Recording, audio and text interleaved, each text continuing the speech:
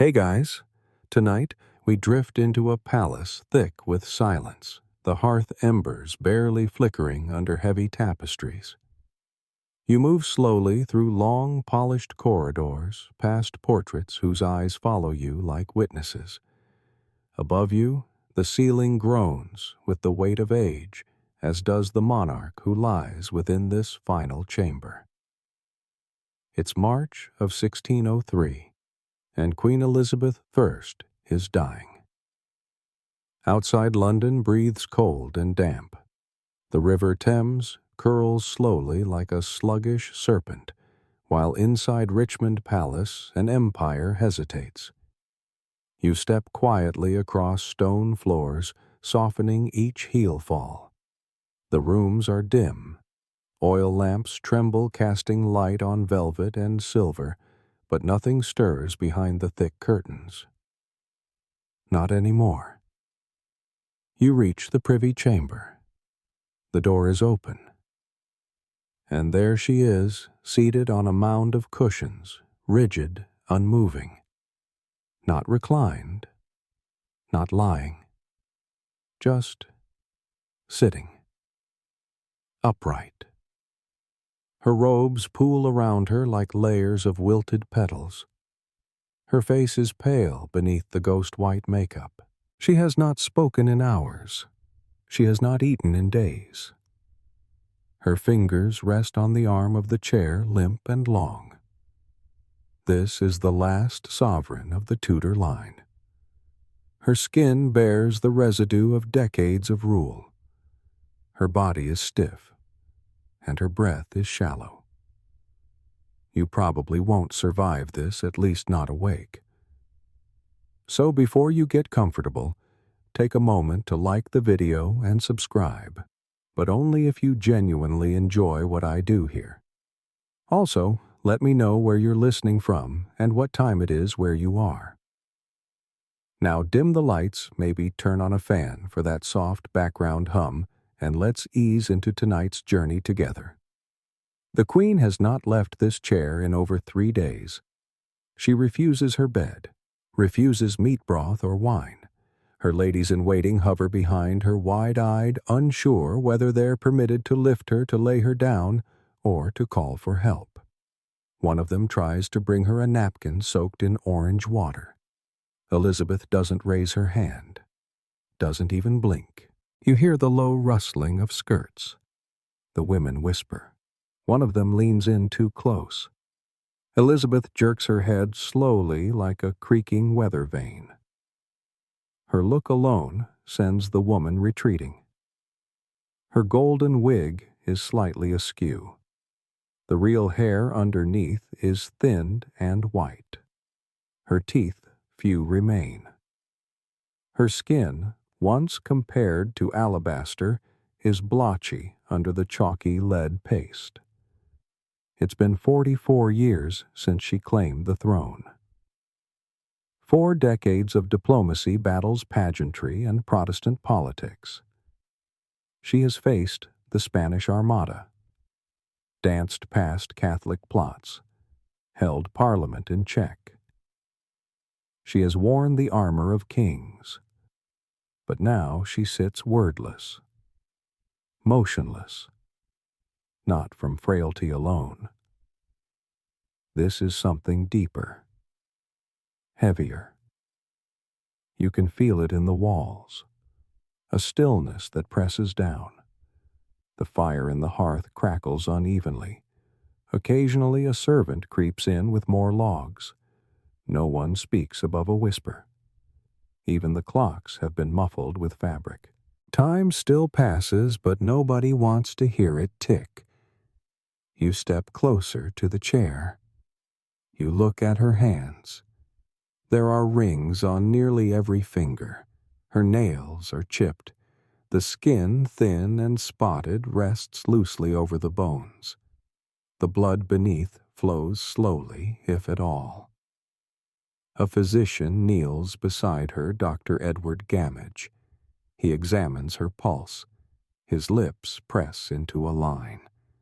There is nothing left to diagnose, nothing left to offer. No official cause of death will ever be written down. But you see it clearly. Something is unspooling inside her.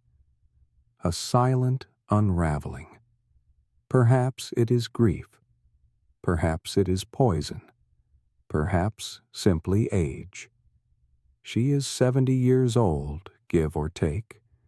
No one knows her exact birthday. That's always been part of the mystique. But her body knows. It feels each year as weight. You step to the window. The panes are fogged. Outside the trees are bare. No birds call. It's early spring, but winter hasn't quite let go. Inside, the queen remains seated. You remember that even now she hasn't named a successor, hasn't spoken the name aloud, hasn't said James, hasn't said son of Mary, hasn't said anything. Robert Cecil watches from the shadows. His face is unreadable. He strokes his chin, eyes scanning the queen's posture. He knows the moment draws near, but he cannot force it. No one can. The queen stirs, barely. One shoulder droops, then lifts again. Her chin settles onto her chest. You wonder if she's sleeping, but her eyes remain open. She does not speak. She simply stares. What weighs more than the English crown? Perhaps regret. Perhaps the memory of the Earl of Essex, the echo of his final words before she signed his death warrant. Perhaps she sees his face now in the flames. She is haunted. That much is clear, and yet still regal, still composed even as her joints stiffen and her body cools. You study the faces around her. No one dares leave the room, not now, not while the Queen of England still breathes. Elizabeth, the Virgin Queen, Gloriana, the last of the Tudors, the woman who never married and never yielded. The moment you forget, she stirs. A slight flutter in her fingers, a tightening of her jaw. Even at the edge of life, she guards her dignity. The room dims. Evening again. The oil lamps are lit. One of the ladies wipes her eyes. Another clasps her rosary too tight. The physician rises. He nods toward the Privy Council, but still no one moves her. She has not left that chair in 3.5 days, and she will not rise again. The morning creeps in slow like fog across the Thames. You step out of the chamber into the corridor where the tapestries hang motionless and thick with dust. No bells ring, no announcements echo. But word spreads all the same. Queen Elizabeth has not spoken, not moved, and not blinked through the night. Outside, the sky hangs low and heavy. A cold mist hugs the banks of the river. It's March in England, and the air cuts sharper than any sword. You watch your breath puff out in white wisps as you cross the courtyard. The grass is damp. Mud clings to your boots. A horse snorts quietly in the stable nearby, its breath as visible as yours. London, too, feels the weight. Shops open slower. Markets stall. The palace guards shift nervously, eyes darting toward the upper windows. They know what's coming, even if no herald has said it aloud. You look up. Beyond the chimney smoke, the sky is the color of pewter. There are no birds today. Even the gulls have taken leave. Back inside, the atmosphere thickens. You pass ladies with red-rimmed eyes and ministers clutching scrolls they no longer know what to do with. The chill follows you down every corridor. The walls feel closer now, the ceilings lower. The queen still sits, Her skin is even paler than before. If not for the slight parting of her lips, she would seem already carved from marble. A maid gently combs the fringe of her wig. The strands come loose easily. More than usual. You notice, but no one comments. They've stopped talking about her decline. It's no longer theoretical. Her refusal to lie down to sleep or to eat has become ritual.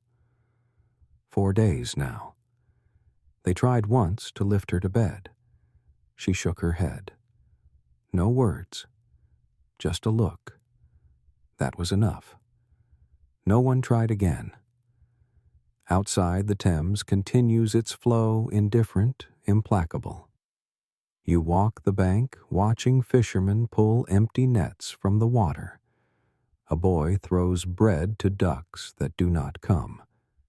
The city waits, but doesn't know what it's waiting for. You pass the old St. Paul's, still blackened by soot. A beggar hums a hymn beneath the steps.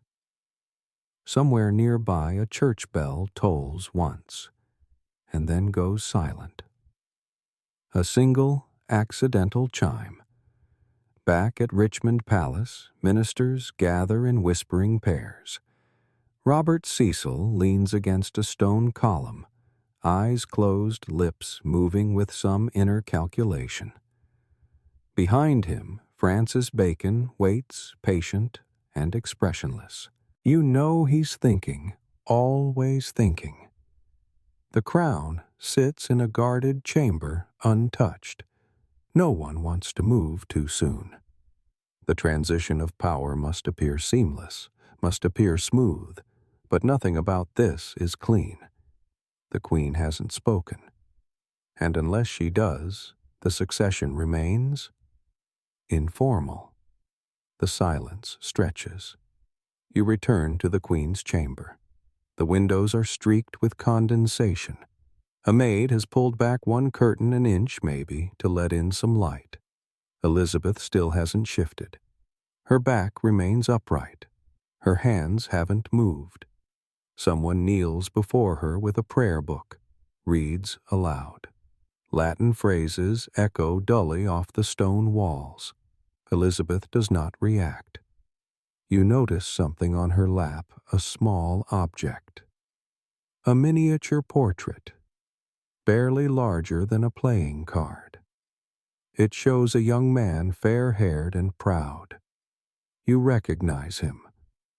Robert Devereux, Earl of Essex. Her former favorite. Her political mistake. Her emotional wound. She had him executed 4 years ago. And here he is, now resting quietly across her folded palms. Nobody dares remove it. The temperature drops again. Another servant adds logs to the hearth. The flames snap but don't warm the room. You move again, now down to the kitchens. The cooks are idle. No banquets planned. The Queen hasn't requested anything. They prepare broth out of routine, but nobody asks for it. The scent of stewed beef fills the halls like an echo of livelier times. You hear voices behind the scullery wall. 2 men talking quietly. She won't last the day, one says, nor the night, says the other. They stop talking when they notice you listening. Back upstairs, Robert Carey has arrived, the Queen's cousin. He walks with a nervous step, glancing often at the ceiling as though hoping for divine direction. He doesn't yet know he'll be the one to carry news north, but the weight is already settling on him. You watch a scribe dip his quill and pause over the parchment. He doesn't write. What is there to say? No one can declare her dead. Not yet. The council has agreed nothing will be said until the breath stops. No funeral plans. No successor proclamations. No bells.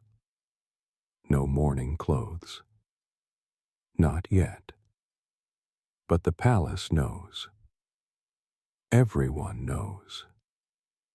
You walk through the chapel. Candles flicker near the altar. The organ is quiet. A priest stands near the rail rosary in hand, unsure whether to begin prayers or wait for a sign.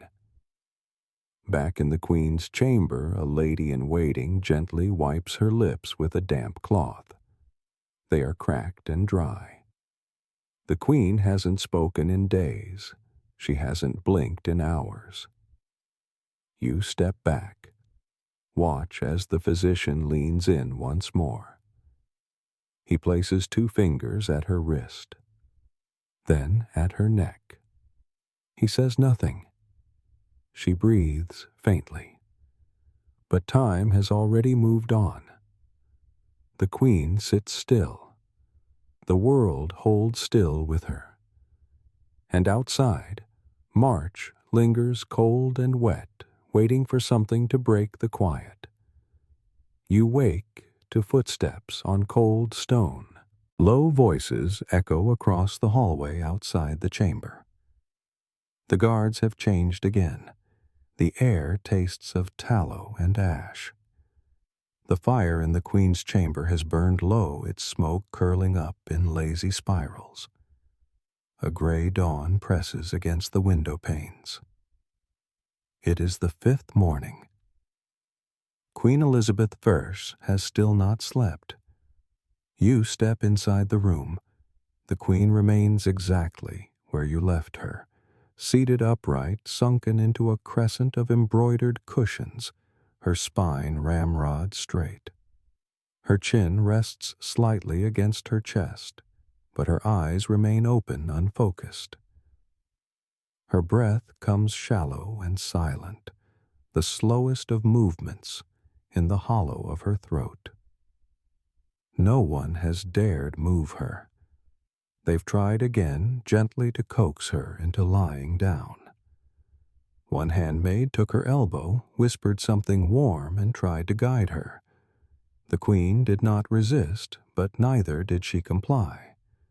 She sat heavier, more like stone than flesh. Eventually the maid withdrew her hands and bowed her head. Elizabeth refuses sleep. She refuses food. She refuses warmth. But above all, she refuses rest. And you begin to understand why. You glance again at her lap. The miniature of the Earl of Essex still rests there. You think of what she once said of him. Though he is gone, I do not forget. Executed by her own hand, his ghost seems to sit beside her now. Her women avoid eye contact. Some cry in corners. Others take turns fanning the hearth or folding clean linens, though none are needed. Everyone pretends to busy themselves. But nothing is happening, except the long, slow march of stillness, and the Queen refusing the final descent into sleep. You walk to the long window and trace a line in the condensation. Beyond the gardens, the trees are bare. Ivy clings to stone walls. The wind pulls at the edges of the ivy, but it holds fast. She used to ride in those gardens, long ago. Now the horses remain in their stalls ignored. Their hooves go unshod. Their coats go unbrushed. The court doctor Gamage returns mid-morning. You watch as he lays out small tools, a thin silver spoon, a cloth, a tincture of opium and vinegar. He leans close to her and speaks softly, perhaps hoping a familiar voice will coax her back. She does not stir. He moistens her lips with the tincture. She makes no effort to swallow. You hear him murmur to the nearest lady, "It is not sleep, it is rejection." And indeed it feels deliberate. Elizabeth does not seek peace. She does not sink.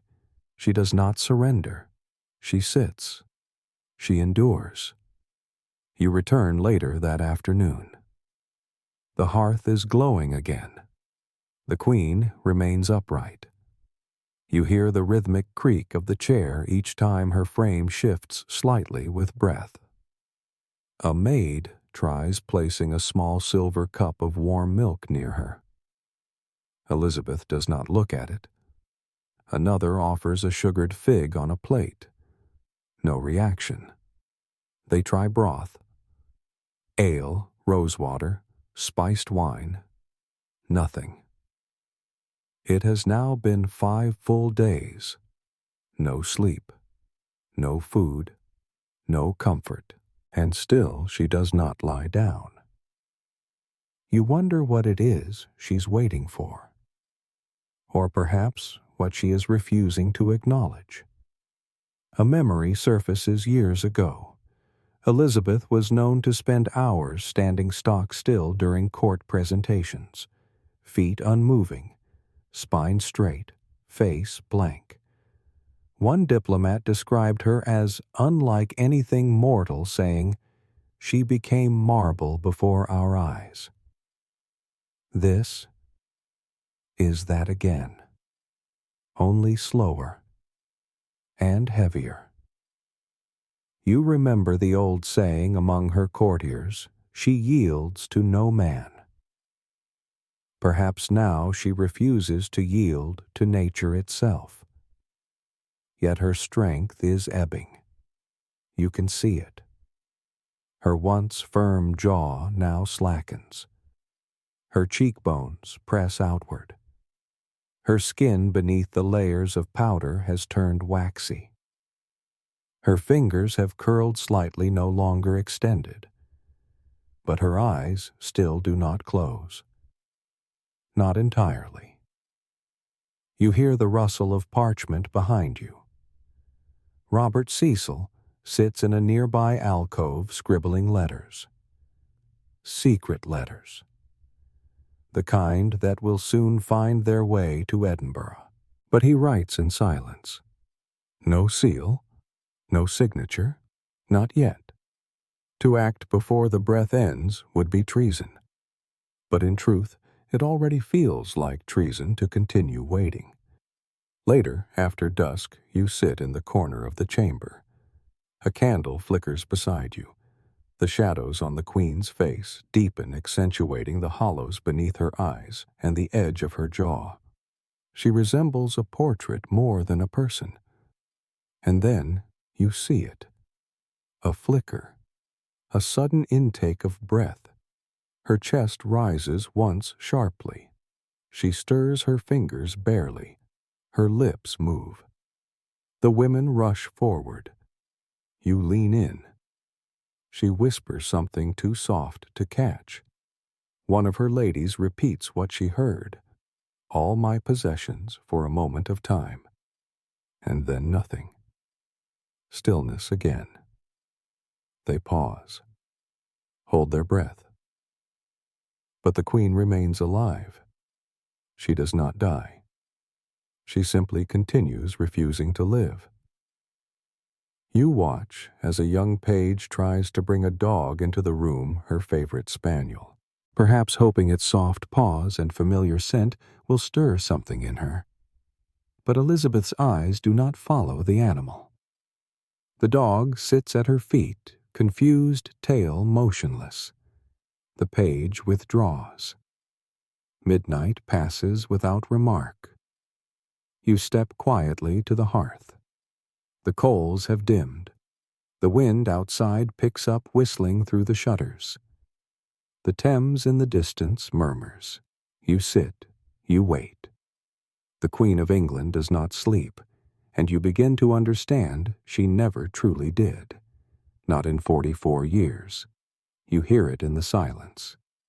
Grief has no voice, but it settles thick in the tapestries, in the folds of linen, in the heavy hush that coats every footfall within the chamber.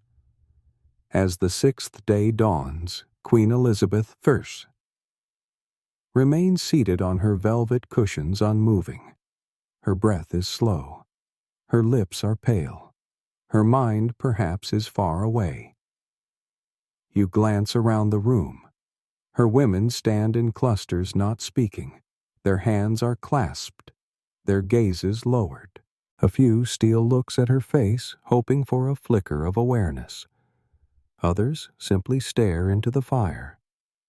One younger lady, barely more than a girl, holds back tears with such force that her shoulders tremble.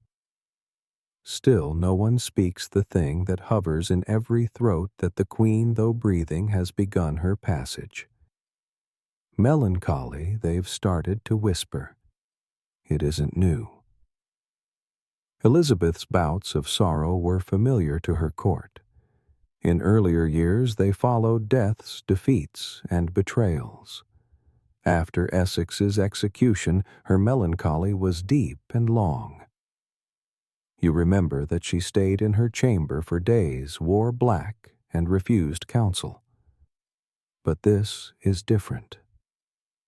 This is more than sadness. This is an unraveling. You cross the room and study her expression. Her eyes, though open, seem not to register the figures before her. Her mouth is parted just enough to allow breath, but no sound escapes. Someone behind you speaks the words again. Melancholia Regina. It's more than just a poetic phrase. In the 16th century, melancholia was understood as both a humoral imbalance and a spiritual heaviness. Caused, it was believed, by an excess of black bile. The treatments varied: bleeding, bitter tonics, warm baths, but none were ever very effective. And here in this chamber, you see the queen wrapped in it. Not just illness, but resignation. One of her older ladies recalls a dream the queen once described. A dream of walking through an orchard alone, the trees bare, the path unclear. She told it in a low voice and said she never saw the end of it. Perhaps she is walking there now, eyes open, feet unmoving. The fire crackles. A physician paces slowly, then kneels again at her side. He tries to feel for fever, finds none. Her skin is cool, but not icy. Her pupils react to light. Barely. You remember a story once told by Francis Bacon, who said of the queen, "She was not easily persuaded, and never swiftly led. But she was more subject to inward storms than outward tempests." This seems to be one of those storms. And no sailor remains at the wheel. The miniature of Essex remains in her lap. No one has moved it. No one dares. Its small painted eyes stare blankly up at the sagging canopy above. You hear whispers in the hall. Grief is contagious. It spreads in lowered voices and glances exchanged. Her court remembers how she used to laugh wide, loud, unladylike by some accounts, but you haven't heard laughter in weeks, not since the queen began to fade. You move again to the tall window, pushing the curtain back a finger's width. Outside, the crocuses are beginning to show. Small buds against the mud. You wonder if she'll see them bloom. Then you realize she already knows they've come. It isn't blindness that keeps her eyes still. It's choice. The queen, historians say, was deeply affected by memory. Her private chambers were filled with portraits, old letters, and tokens of loyalty long past. Even her clothes carried stories. Some gowns had not been worn in years, but were kept because they belonged to moments, victories, courtships, betrayals. You step into her wardrobe. It smells of lavender and musk. Rows of dresses in crimson, emerald, and black line the walls. Fur-lined, pearl-stitched, embroidered with Tudor roses. None of them will be worn again. At the far end, in a cabinet of cedar wood, a red velvet box. Inside it, a few pieces of faded parchment, 2 locks of hair, one brown and one red, tied with ribbon, and a ring set with 2 miniature portraits. On one side herself, on the other her mother, Anne Boleyn. You breathe in and the weight of it presses deeper. Grief like this isn't sudden. It is layered. It accumulates. The death of Robert Dudley, the rebellion of Essex, the exile of close allies, the slow retreat of youth. She is not only dying from age or disease, she is dying from memory. One of her counselors once said, "She never forgot a kindness and never forgave a betrayal." Perhaps it's true. You hear the shuffle of robes. The bishop enters quietly. He brings his prayer book but does not speak. He kneels and waits. No one calls for last rites. Not yet. To do so would be to declare her lost. Instead, everyone waits for her to speak, to name her successor, to give the crown direction. But she does not.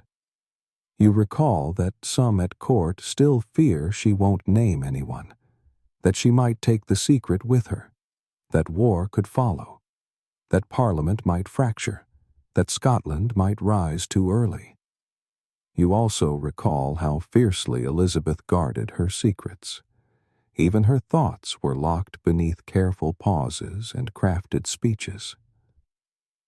And so she sits, mourning quietly not just for Essex or Dudley or Boleyn, but perhaps for herself, for the girl she was, for the crown she bore, for the life she built from ashes.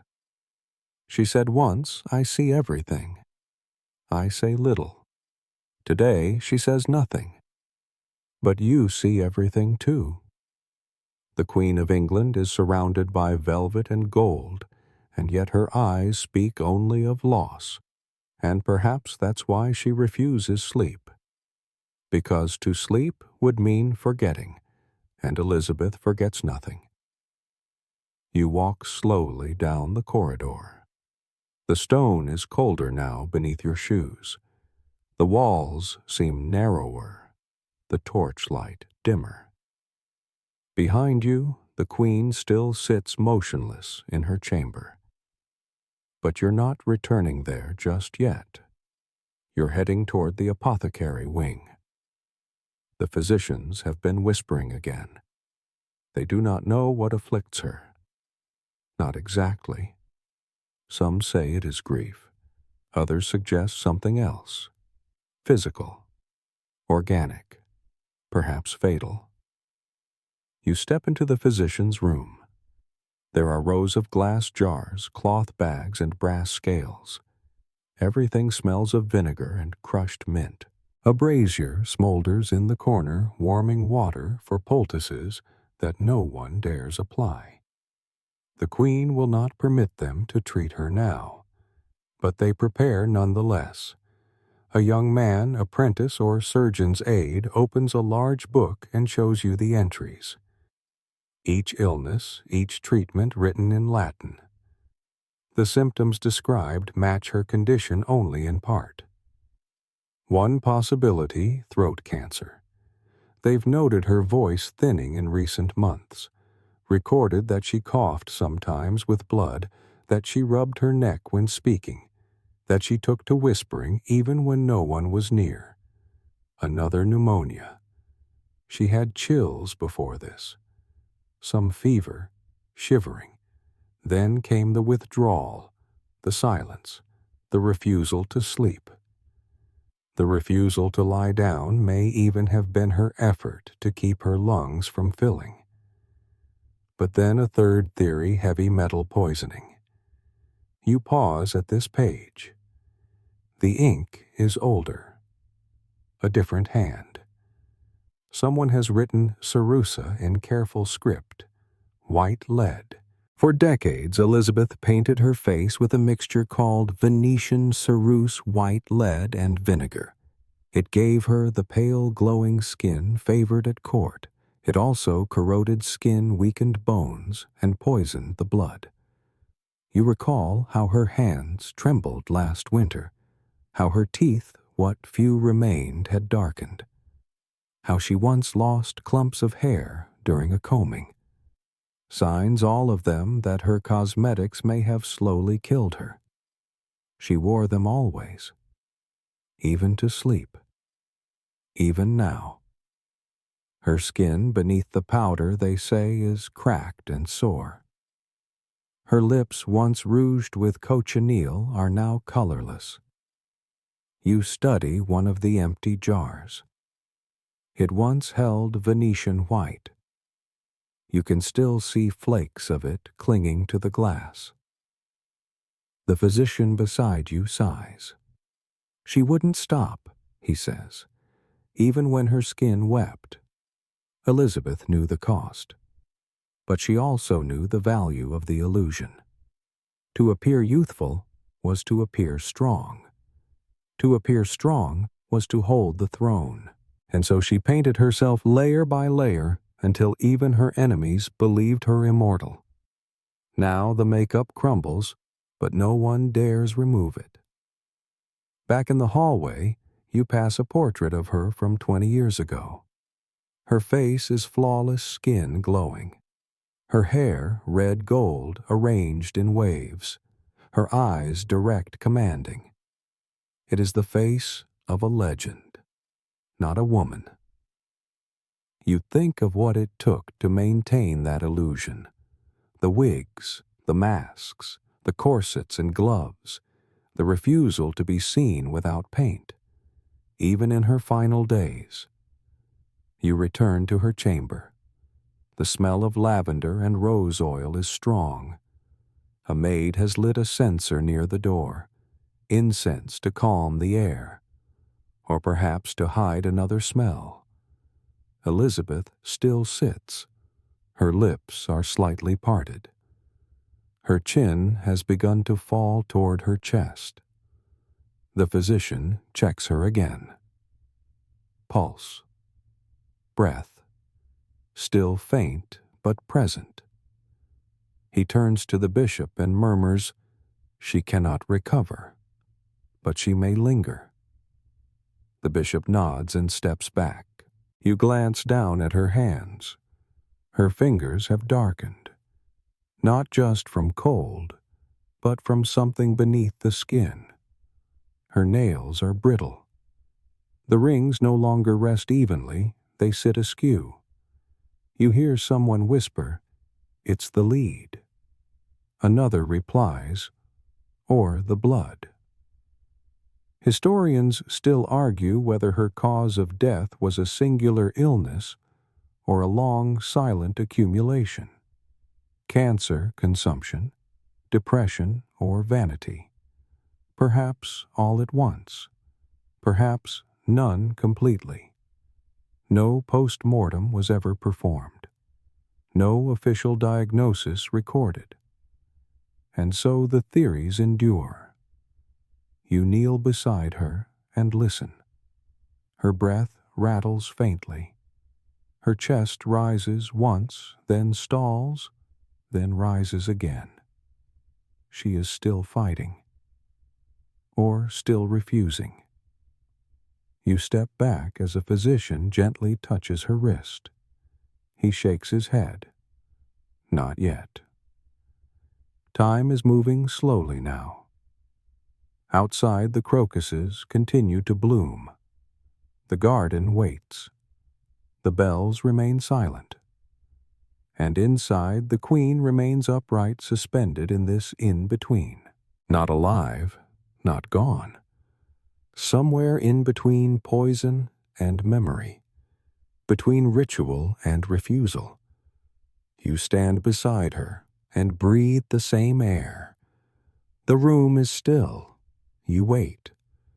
You sit near the hearth, the floor hard beneath your legs, warmth licking gently against your boots. The queen is still in her chair, still upright, still breathing barely.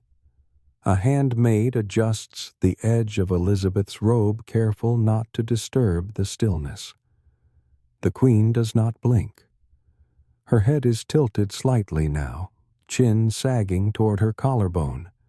Her posture is no longer regal, but skeletal. You think again of her past, of another time, long before this chamber grew so quiet. October 1562. She was 29 years old, and she nearly died. You see her then, lying in her bed at Hampton Court, her hair soaked with sweat, her gown clinging to her skin. Smallpox. The court whispered it as though it were a curse, which in that century it was. You picture her face once bright with the flush of youth, now mottled with angry red welts, her eyes swollen, her lips cracked. The fever raged for days. The rash consumed her. Physicians doubted she'd live through the week. The Privy Council panicked. She had no husband, no heir, no named successor. The kingdom teetered. But then against odds she survived. You remember the accounts. The lesions healed. The fever broke. But her beauty, they said, did not return unchanged. Some marks faded. Others stayed. Her cheeks bore shallow scars. Her skin no longer smooth. Her hair began to thin. From that moment forward, she began painting her face. The white mask, the lead paste, the red lips shaped into confidence. And the image of the Virgin Queen was born not from triumph, but from survival. You return to the present. The Queen still sits, her scarred skin hidden beneath a thick coat of powder. Even now she maintains the illusion. The spaniel lies curled at her feet. The fire crackles softly behind her. And you recall how smallpox not only scarred her face, but may have damaged her lungs, her voice, her internal strength. It may have left her body fragile, vulnerable. It may have left her fearful. She never caught it again. But she never forgot it. The experience changed how she ruled. After the illness, she refused to name a successor, refused to share power, refused even to consider marriage. The memory of that near death tightened her grip on the crown. You stand and walk quietly through the chamber. Every object you pass is chosen deliberate symbolic. A golden orb on the table near the hearth, a jeweled cross on the cabinet, a sword in its scabbard dusty with disuse. All the props of monarchy, all untouched now. You stop beside a painting hanging low near the far wall, one of the lesser-known portraits. Elizabeth wears a red gown. Her hand rests on a globe. Behind her a stormy sea. Her gaze is fixed outward, strong, defiant. But you know the truth, that painting was commissioned just weeks after she recovered from smallpox. It was a message, a shield.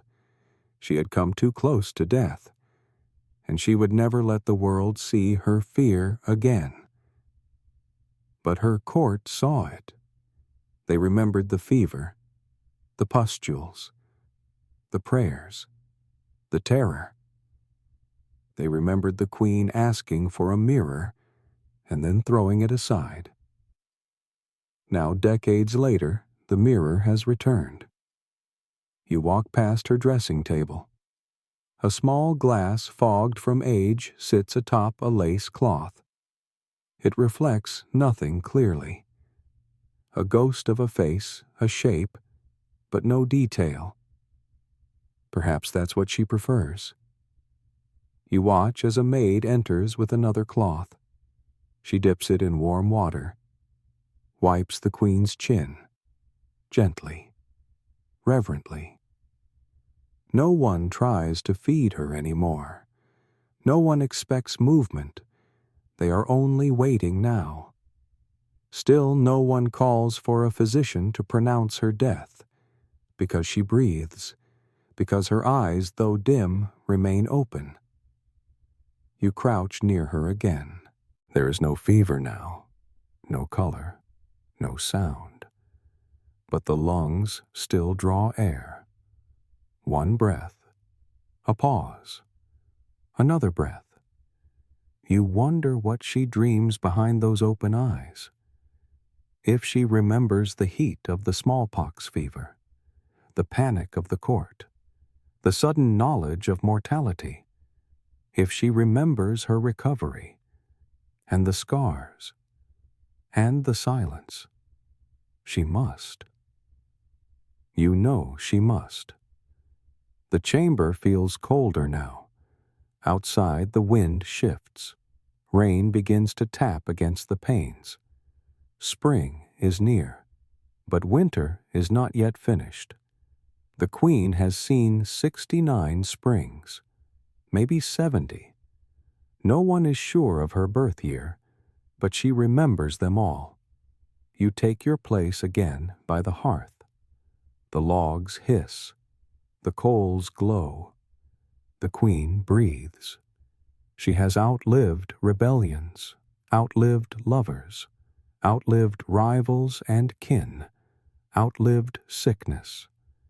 But she has not outlived memory, and smallpox, though defeated, never truly left her. It carved its warning into her skin. It shaped her legacy. And now, perhaps, it claims the final breath not by return, but by what it took long ago. The Queen does not speak, but she remembers, and she waits.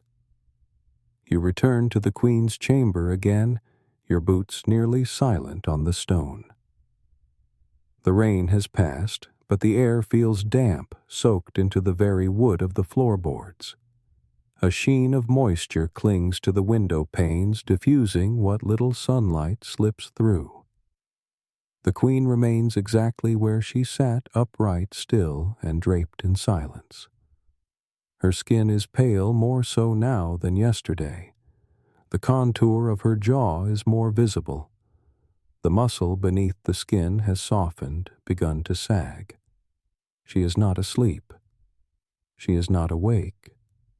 She is waiting, and the court waits with her. You notice her face again, that immobile mask.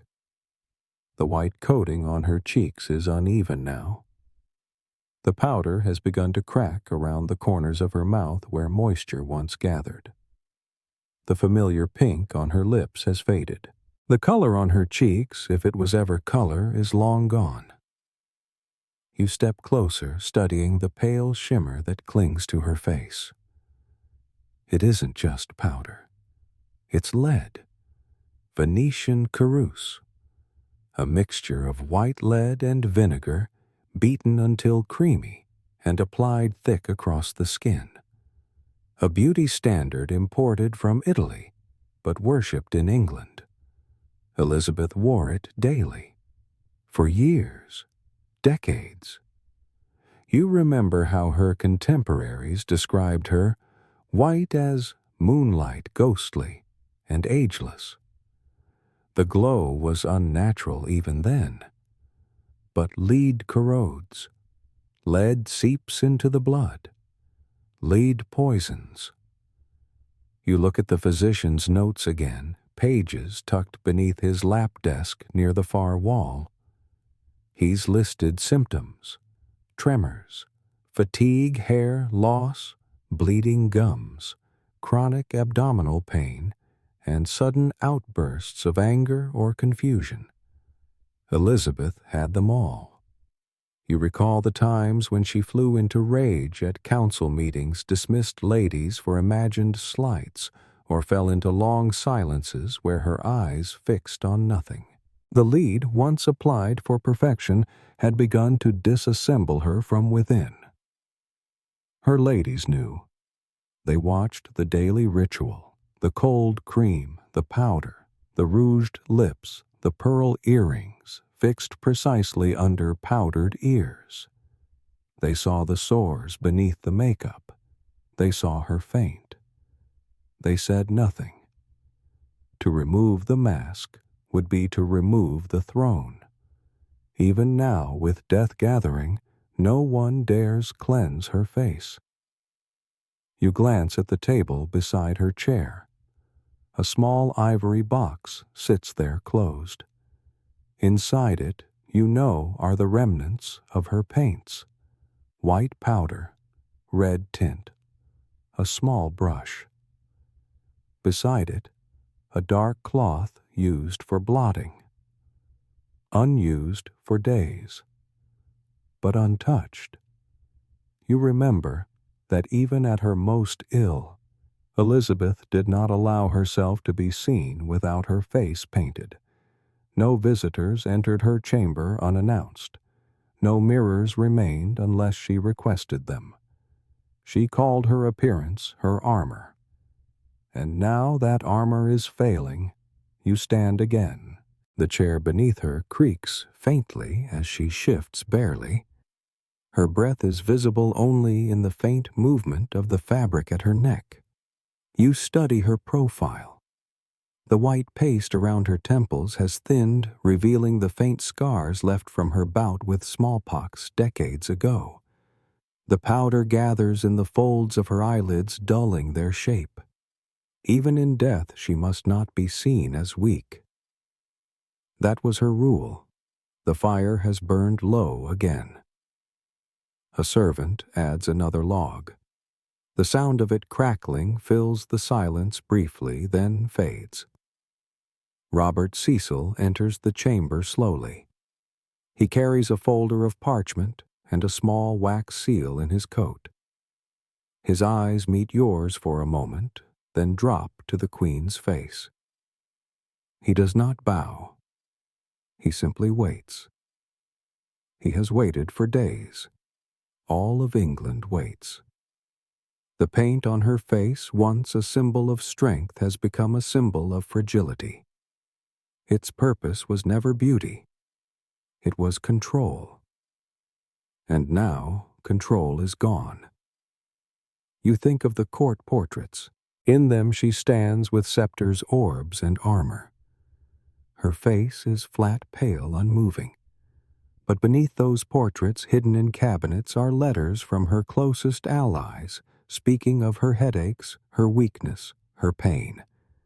Historians still argue whether she understood the dangers of the cosmetics she wore. Some say she did, but deemed the risk worth the reward. Others believe she trusted the apothecaries who mixed her creams, never knowing what they contained. But lead has no mercy. It gathers in bone. It disrupts the blood. It disturbs thought. It builds silently, invisibly. And eventually, it stops the heart. You look at her hands again. The skin is gray at the knuckles. Her fingernails, though filed into perfect arcs, are dulled with a bluish tint. No one dares remove her gloves. They're silk lined with lace. Soft to the eye, but used now to conceal the damage beneath. You sit again watching the Queen in her chair. The air around her remains hushed. The dog at her feet shifts slightly, nose twitching. Another maid arrives, fresh water in a basin. But she does not approach. The room waits. The Queen breathes, and the makeup clings. For 44 years, she held a country together with illusion. Now that illusion lingers longer than her strength. The corridors of Richmond Palace grow quieter by the hour. The sound of heels against stone is rare now. Conversations, when they happen, take place behind closed doors. You hear murmurs behind tapestries inside alcoves near the chapel. Yet no one speaks above a whisper. The Queen is still alive and still seated. You pass through the privy gallery where the great windows overlook the lawn. Outside, puddles glisten beneath thinning clouds. The crocuses have opened more fully. The birds have returned. But indoors, everything remains still. You step back into the Queen's chamber. The air is warm from the fire. The hearth crackles softly. A new log has been added. The light it casts bounces faintly on the gold-threaded fabric of her robe. The Queen has not moved. Her head tilts farther now, neck weakening. Her lips are dry. Her eyelids lower slightly, yet never close completely. She has not spoken. She has not slept. And she has not named a successor. You glance across the room. Robert Cecil stands near the carved mantel, hands clasped behind his back. He wears black plain and formal. His brow is furrowed, not in sorrow, in calculation. He's not alone. Several others have arrived in recent hours. The Archbishop of Canterbury, the Lord High Admiral, Francis Bacon, quiet and unreadable. They linger at the edge of the chamber waiting. This is political theater. A monarch's final days are not a private affair. They are a stage, but the lead actor remains unresponsive. You know Cecil has already taken steps, written letters, summoned riders, called in favors. But none of it can move forward without the Queen's voice. The succession must appear seamless. It must seem authorized. And yet Elizabeth has given no sign, no word. You recall the law the monarch names the heir. Parliament cannot act until the crown is passed. If the Queen says nothing, if she dies with her lips closed, England could fracture. That is what haunts these men more than death. You walk closer to the Queen. Her eyes are glazed now. Her hands rest loosely in her lap. The miniature of Essex has fallen between her fingers. No one moves to retrieve it. She has not left this chair in 7 days.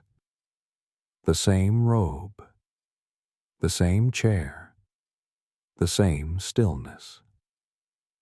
The chamberlain enters. He carries a velvet cushion. Upon it lies the ring, the Tudor signet, a symbol of power. No one reaches for it. You look back at Cecil. He clears his throat quietly and leans down beside the Queen. He murmurs something. A name. James. No response. He tries again. James of Scotland, Your Majesty. Is he to succeed? The Queen stirs. Or seems to. Her eyes shift, slightly. Her lips move barely. One of her ladies steps forward, bends to hear. She listens, holds still, then nods. She touched her head. The lady whispers. That is her answer. You watch as Cecil straightens, face pale but composed. He bows deep and slow. She has signaled assent, he says. James is her successor. No one challenges him. The performance is complete. The power has shifted, but not publicly, not officially. For now the Queen still breathes, and until she does not, the crown remains hers. You step back from the chair. The room breathes easier. Cecil slips away into the corridor. He will write now. Dispatches will ride north. A courier, Robert Carey will leave within hours for Edinburgh. A change of power is coming, quietly, but with purpose. You move toward the window again. Outside, the first daffodils are pushing through the soil. Inside, the Queen exhales slowly. Another hour passes, and another. Ministers return with documents, but no one dares produce them near her. All remains ceremonial, silent, careful. This is the end of an age, not just of a queen, but of the Tudors, of solitary rule, of a court defined by the figure in the chair. You remember what Elizabeth once said, "I see and say nothing." That has become her final act, and yet it holds the kingdom together. For now. The candles burn lower, the logs crackle softer. The Queen does not move, but her silence has spoken. The crown prepares to change hands. You step back, letting the chamber fill with whispers once more. You ride north now. The trail is muddy from spring rain. Wheels sink into ruts, hooves splash through puddles. Riders wear dark cloaks, their faces drawn and pale with urgency. One of them holds a leather satchel tight beneath his arm. Inside the news. Queen Elizabeth has not yet died, but she soon will. The man riding point is Robert Carey. Younger than most courtiers, quick-eyed and practiced in discretion. He left Richmond quietly on a borrowed horse long before any bell rang. His mission to reach James VI of Scotland with word of what has not yet officially happened. You follow the road northward through Hertfordshire past market towns just waking from winter. Smoke rises in thin lines from thatched chimneys. Sheep crowd near fences. Church steeples pierce the sky like thin daggers. The riders don't stop. They change horses at coaching inns. They eat nothing. They speak only to confirm direction. Each hour they gain miles. Carey knows what hangs in the balance. If James is not warned in time, others may act. There are rivals to the throne, ambitious families, distant cousins, each with just enough claim to stir trouble. But Carey also knows Elizabeth's word, if silent, if faint, was enough. She signaled, slightly, barely. That was enough. The Tudor reign is ending, and the House of Stuart waits. You pass the boundary into Northamptonshire. Fields stretch to the horizon soft with new green. Birds circle over hedgerows. The wind carries the scent of wet earth and budding branches. This land will soon have a new ruler. In Edinburgh, James waits. He has waited for decades. His letters to Elizabeth were careful, respectful, always deferential. He never pressed too hard, never threatened, never complained of her refusal to name him.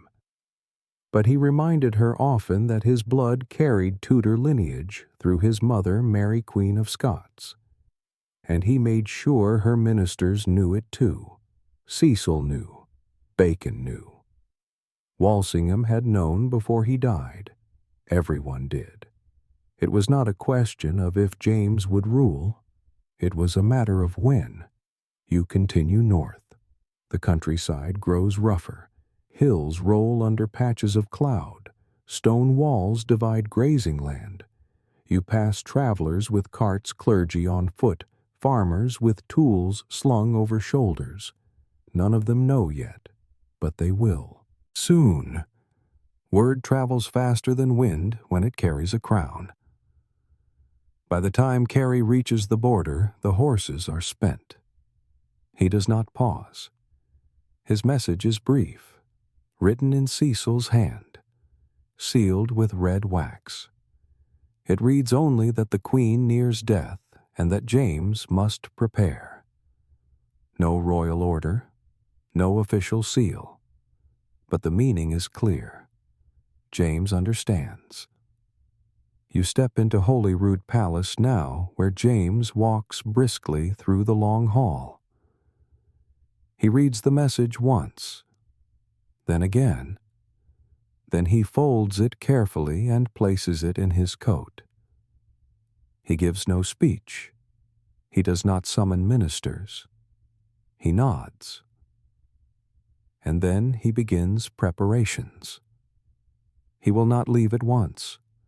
He will wait for confirmation. But in his mind, the crown already weighs on his head. He calls for his secretary. Orders are given. Maps are reviewed. A route is chosen.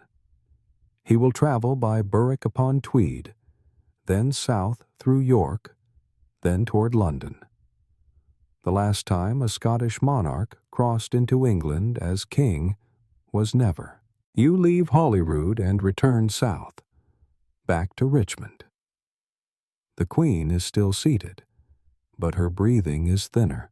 Her lips are gray now. The miniature of Essex has slipped fully from her fingers and lies sideways on her lap. A maid retrieves it gently. The bishops have returned. The signet ring remains on the velvet cushion. Cecil receives a rider's reply. He reads it in silence, then nods once. The message has reached James. A Scottish king now waits to become King of England.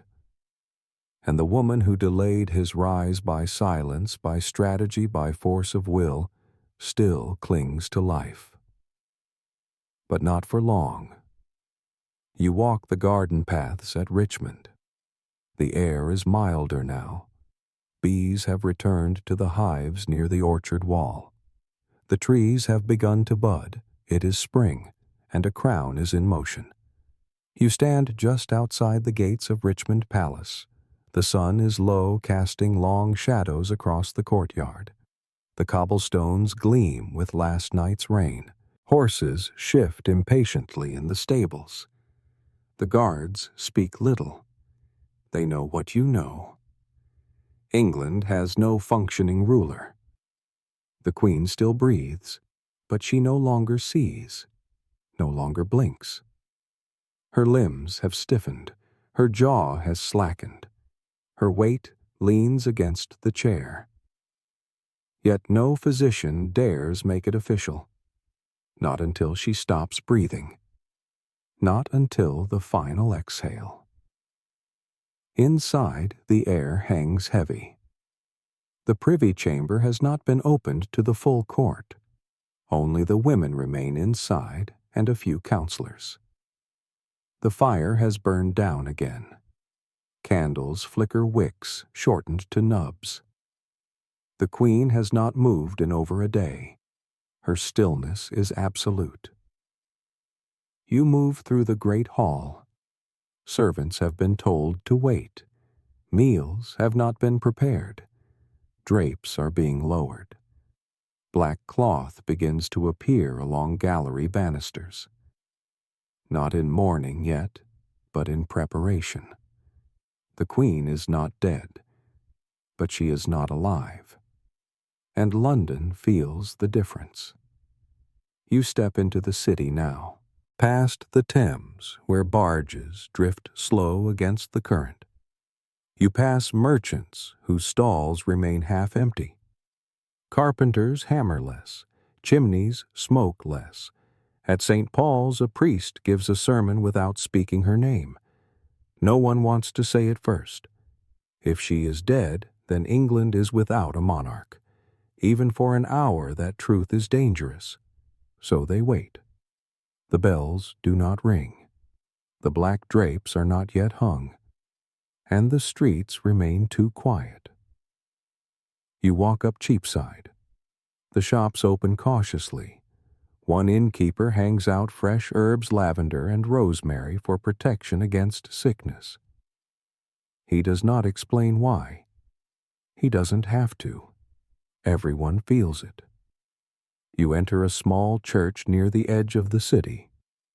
Inside, a boy sweeps the aisle with soft strokes. The pews are empty. A single candle burns near the altar. The priest stands behind the pulpit but says nothing. He is waiting too. You look at the window above the nave. A stained glass portrait of the queen from her youth, crowned, sceptered robes flowing. The virgin queen triumphant, untouchable. But that version of her is long gone. Back in Richmond, the queen has not stirred. She has not spoken in over a week. Her final words, if they were words at all, have passed into memory. All my possessions for a moment of time. Some say she mouthed them. Others say they were imagined. Historians still debate what she meant or if she said anything at all. But the moment is nearly over. You return to the palace just as the sun begins to set again. The guards outside shift in silence. You pass under the archway into the inner court. The privy door is closed. A servant meets you at the threshold. "She's gone," he says. His voice barely more than breath. No proclamation. No trumpet. Just those two words. You enter. The fire has burned low. The candles are many now, all lit. The queen has been moved from the chair to her bed. At last, her body is straightened. Her eyes are closed. A linen cloth covers her chest, tucked neatly beneath her chin. Her signet ring rests beside her hand. Her face, still painted, remains expressionless. She did not cry. She did not sigh. She did not confess. She left as she ruled without apology. A bishop begins prayers slowly in Latin. The women stand at the foot of the bed. One holds the miniature of Essex. Another clutches a folded handkerchief unused. There is no weeping. Only stillness. Only silence. You walk to the window and lift the edge of the curtain. The sky is pink now, the clouds streaked with gold. A breeze carries the scent of turned soil and early roses. It is March 24th. The year is 1603. Elizabeth Tudor is dead, and the throne stands empty. For now, you leave the chamber. In the hallway, Robert Cecil gives instructions in a low voice. Messengers will ride. The bell at St. Paul's will toll. The flags will lower. And soon, very soon, the country will hear the words that change everything. The Queen is dead. Long live the King. You remain inside the palace as the sun sets fully, watching the last light vanish from the window. The chamber is quiet. The Queen lies still in her bed. Her hands are folded neatly over her chest, the fingers wrapped gently around a cloth rosary. Her eyes finally closed. Her lips sealed. Yet no bells ring. No public notice is made. There will be no declaration tonight. You step out into the corridor where the guards stand silent, not speaking, not shifting. A runner passes quickly headed toward the council room. In his hand, a folded letter.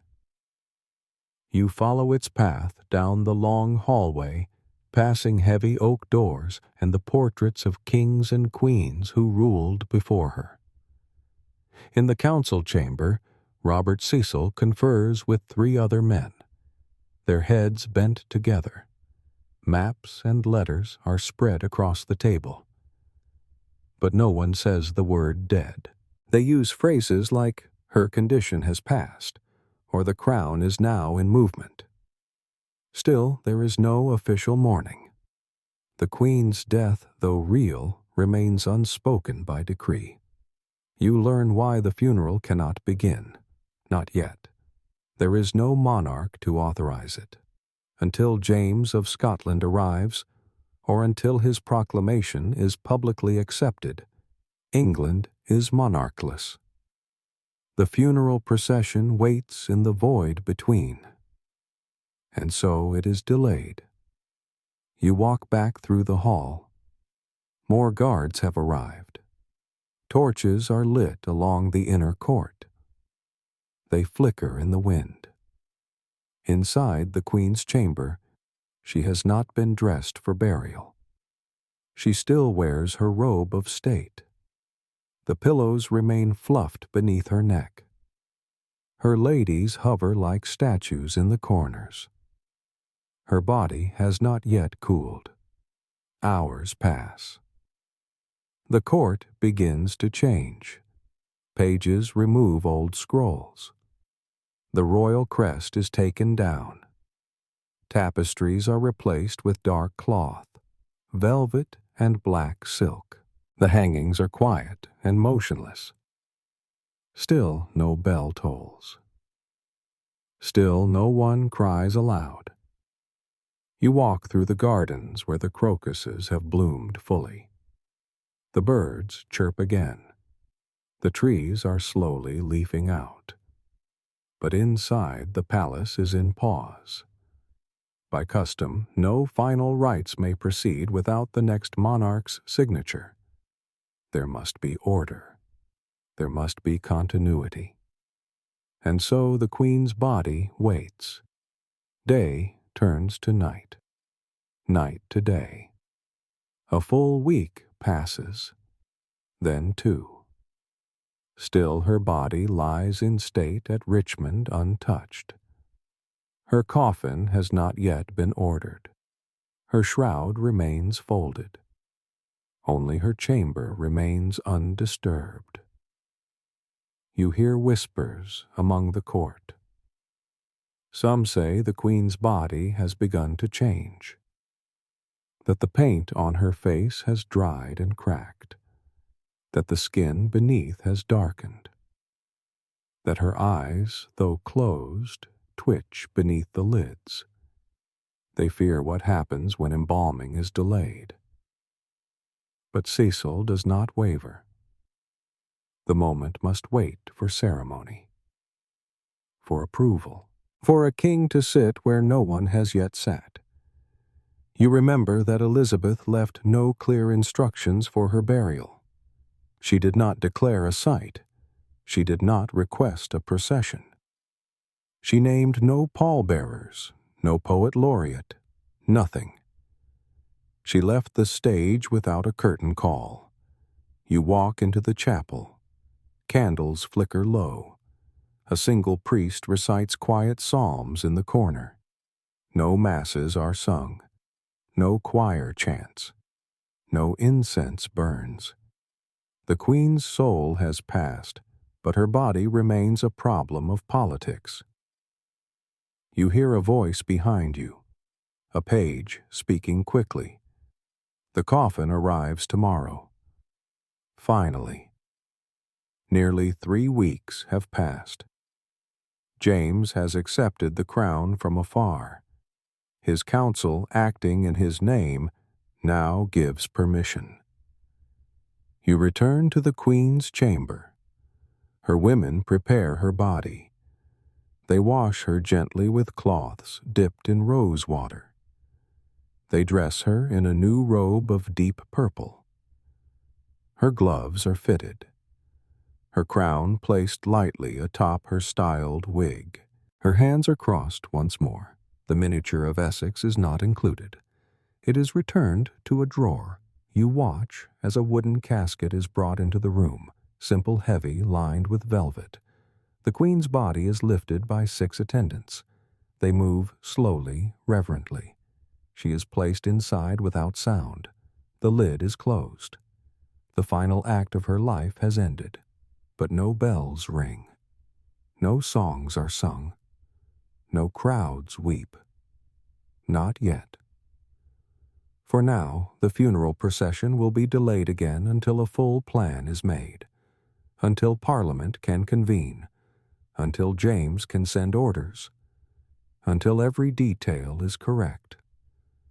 And so the Queen's coffin will remain at Whitehall, guarded, draped, unmoved, for weeks. A funeral without urgency, a queen without witness. The Queen's coffin has been transferred quietly. It now rests within Whitehall Palace, surrounded by thick tapestries and tall candles. The chamber is heavy with the scent of myrrh and cedarwood. The light here is dim by design. No sun is permitted to touch her, only flickering candlelight dancing across the velvet drape. She lies in a lead-lined casket, sealed, silent, watched at all hours by members of the royal guard. The coffin is covered with cloth of gold stitched with Tudor roses. Upon it rests the crown no longer hers, not truly. But the symbolism holds.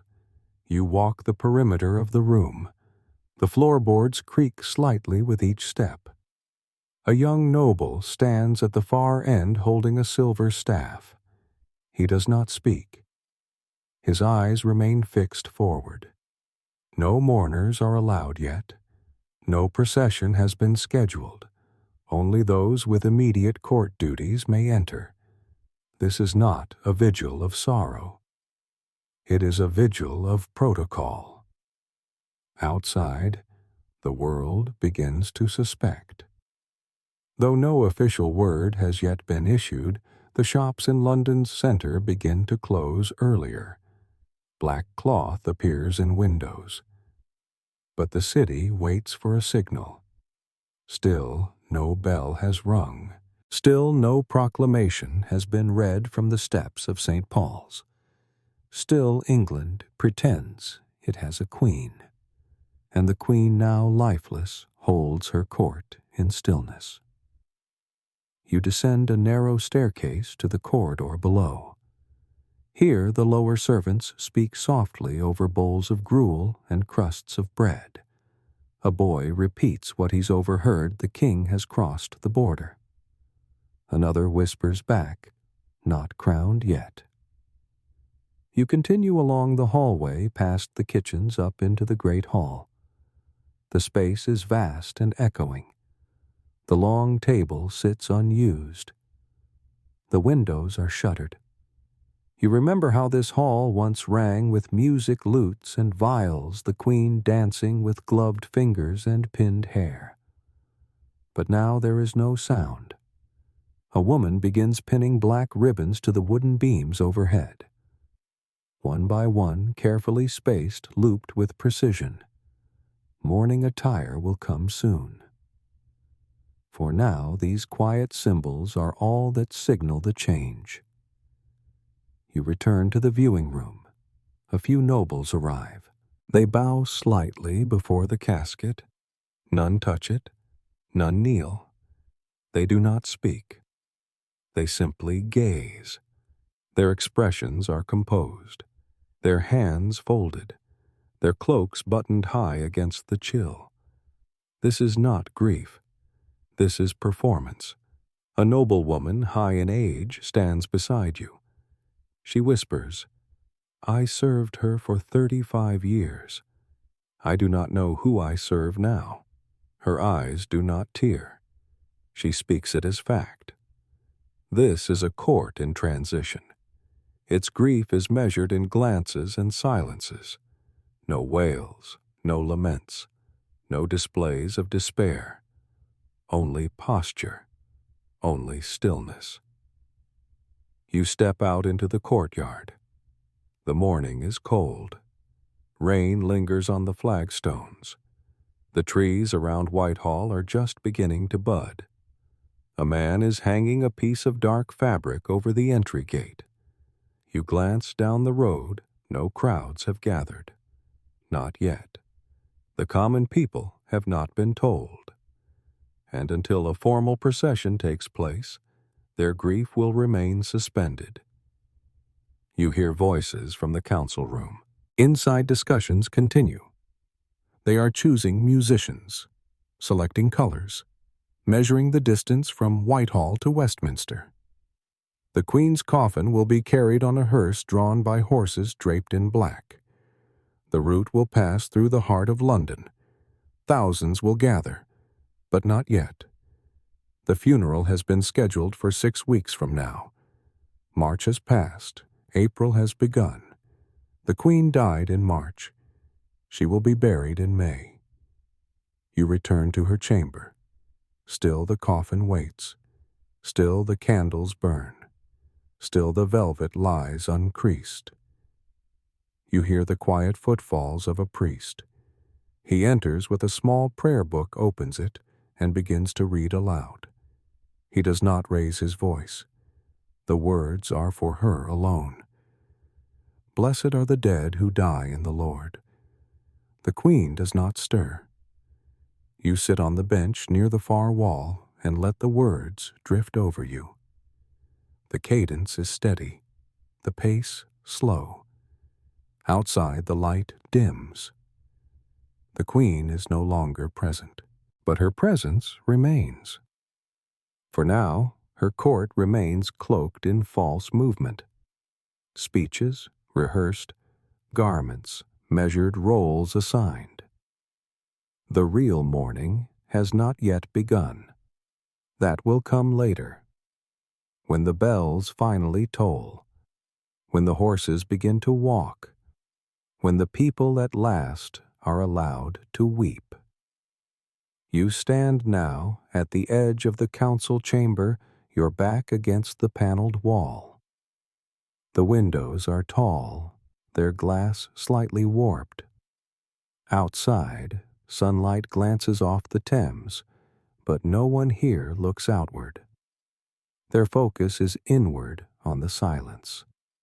The planning the scripts to be read once the timing is exact. Queen Elizabeth's body remains in Whitehall, but the political machinery turns. You watch the council table as seats are filled. Not all ministers are present. Some have traveled north. Some await confirmation. Some stay silent, unsure what words can be spoken in a room between sovereigns. At the head of the table sits Robert Cecil. His robe is simple, his face drawn from lack of sleep. His eyes move from face to face, reading each without effort. A parchment rests before him. He does not open it yet. Instead, he speaks in a voice low and calm. We must begin to prepare for Parliament. No one answers. He continues. The succession has been accepted. Letters from Edinburgh confirm assent. The king will be received within days. The phrase, "the king hangs there." It is the first time it has been spoken aloud inside the palace. You feel the shape of it settle over the room. The king. Not our king. Not His Majesty. Just the king. A presence not yet arrived, not yet crowned, but now shaping every action. You remember how it once felt to hear Her Majesty.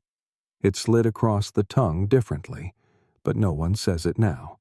You step into the gallery above the main hall. Here scribes begin drafting the formal announcement. Sheets of vellum, ink pots, wax seals warmed near flame. They draft the proclamation to be read from city steps. Elizabeth, Queen of England.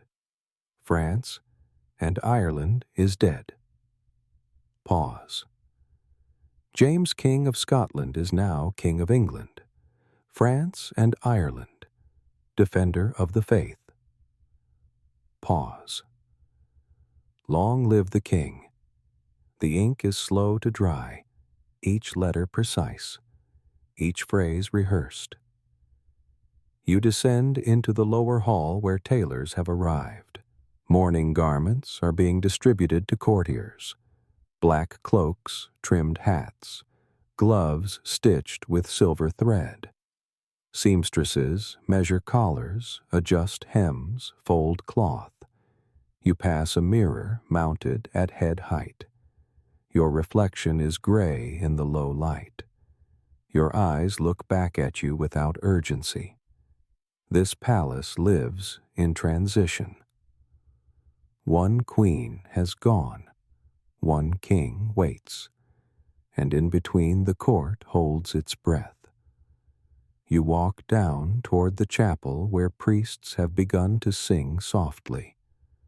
The first services are held in private.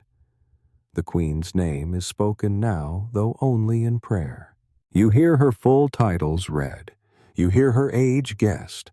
You hear the date of her death recorded. Yet no celebration of her reign is spoken.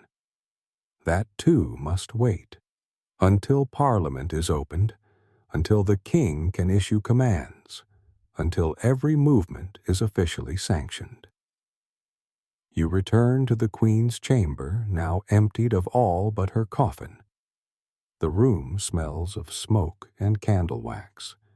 You count 6 guards posted at even intervals. They do not speak. Their spears remain vertical. The fire has gone out, but no one replaces it. You see the coffin draped with 2 flags. One, the Red Cross of St. George. The other, the royal standard of the Tudor line, green and white with gold embroidery. Soon it will be changed. The new king will carry a different symbol. You turn toward the hallway again. Steps echo in the corridor. A messenger hurries past, then slows, then stops before a door. He knocks once, enters. When he exits, his eyes are dry, but his breath is shallow. "James will arrive within 10 days, he says. The words are repeated down the corridor from one guard to another. You hear them on the stairs outside the council chamber. He will come. And when he does, the stillness will break. Until then, the silence holds. You step outside into the courtyard. The air is warmer. Pigeons flap from the bell tower, circling once before settling again. The bells have not rung. They wait for his command. And until the king arrives, England remains suspended between one breath and the next. You walk the narrow alleys behind the palace now.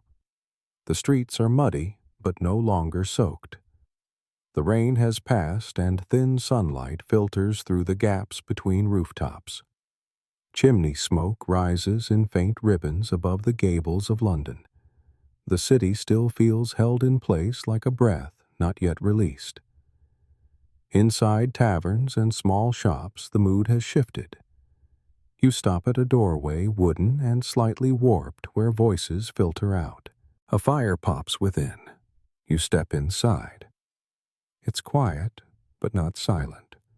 The air smells of ale and burnt onion. 6 men sit at the back table, their heads drawn close. "She's gone, you know," one says. "Aye. They just haven't told us yet," another answers. They speak softly, not out of fear, but out of habit. For decades, to question the Queen's health, her rule, her judgment, that was treason. Now the Queen is dead, but no one knows how to speak freely again. You hear other whispers. She died standing. They say she wouldn't lie down. She wouldn't let them touch her. They say her tongue blackened before the end. You know most of it is false, but some is not. Rumors move faster than couriers. You return outside. More windows are shuttered now. Shops that once displayed ribbons and books now show black crepe in corners. A tailor's door displays a small handwritten note, "Closed until further direction." The Queen's death has not been announced, but it has been absorbed, and with it, rumors multiply. Some say she died of plague. Others speak of poison. One old man near the market square insists she was bewitched, that her soul left before her body fell. No one stops him. You walk to the river where ferrymen sit idle near their tied boats. One of them nods toward Whitehall and says, "No bells, but she's dead." You nod once. He says no more. Further along near St. Mary le Bow, two scholars debate beneath the arches. She was too old, one says. No one dies of age, the other replies. It was the sickness in her mind. Melancholy. No. Not that. Something deeper. They speak like physicians, but you know they are guessing. Even now, historians still argue whether Elizabeth died of cancer, pneumonia, blood infection, or heartbreak. No autopsy was ever performed. No single cause recorded. Only symptoms. Only observations. You remember that she had refused food for days, refused sleep, refused her bed. And even after death, her final hours remained uncertain. Back at the palace, the guards rotate again. Inside, ministers work through documents by candlelight. You enter the Privy Council room. A letter lies open on the table. The seal is broken. The message is brief. James has confirmed acceptance of the English crown. He is already preparing to cross into England. He will arrive soon.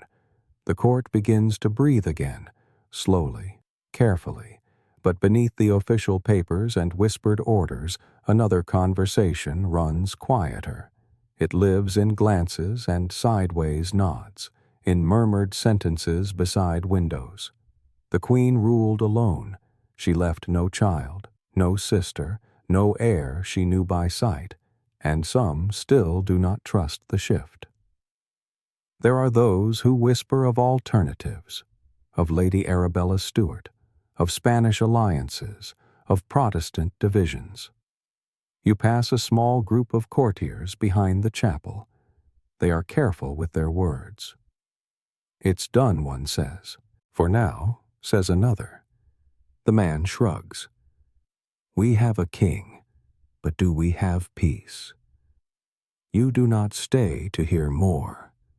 You walk back into the chamber where Elizabeth once sat. The chair remains in its place. It has not been touched. Dust gathers on the armrests.